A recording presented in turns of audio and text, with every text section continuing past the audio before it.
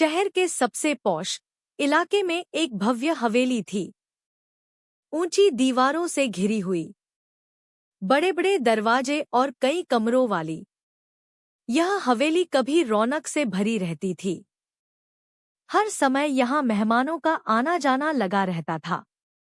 लेकिन समय के साथ सब बदल गया। अब यह हवेली वीरान हो चुकी थी। यहाँ सिर्फ एक बुजुर्ग रहते थे, श्रीकांत बाबू। श्रीकांत बाबू कभी बहुत अमीर हुआ करते थे। उनके पास हर सुख सुविधा थी।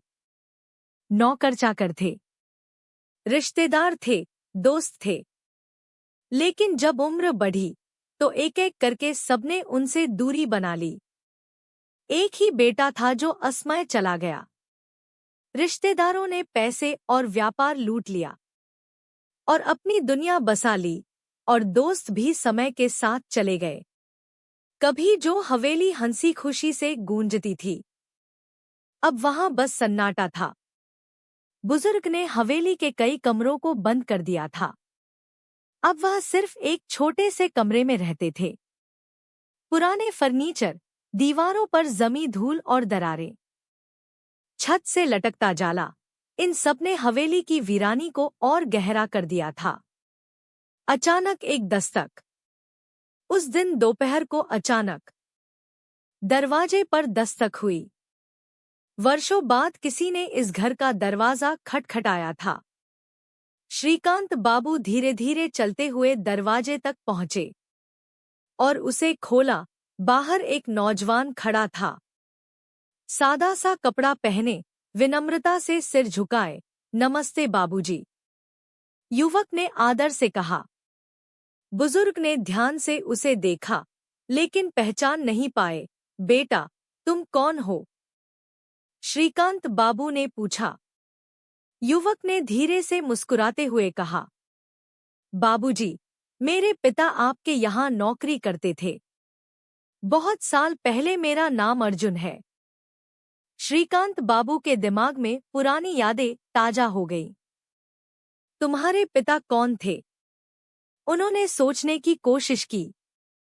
जी, रामलाल।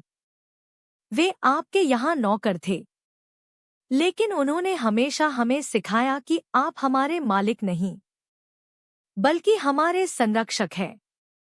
जब मैंने उन्हें बताया कि मैं इस शहर आ रहा हूं, तो उन्होंने कहा कि आपको जरूर मिलूं। श्रीकांत बाबू का दिल भर आया।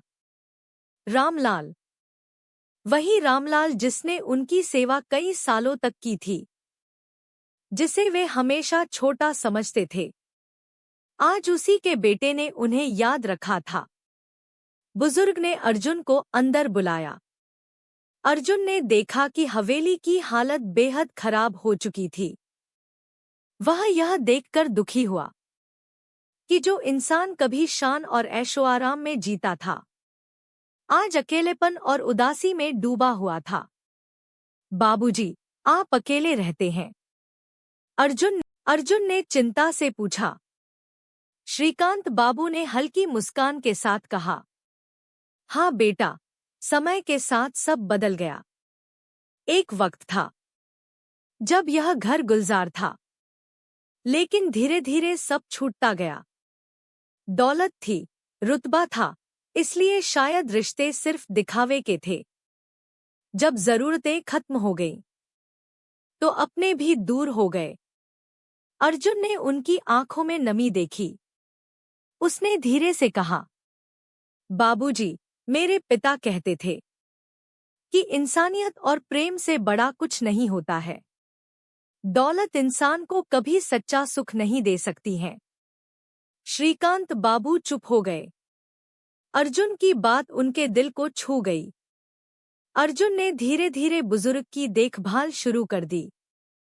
वह हर रोज आता, उनके लिए खाने पीने की चीजें लाता, घर की सफाई करता और सबसे जरूरी बात, उनसे बातें करता। समय हमेशा एक जैसा नहीं रहता है। दौलत, घमंड और शान शौकत पल भर में मिट सकते हैं, लेकिन इंसानियत और अपनापन हमेशा बना रहता है।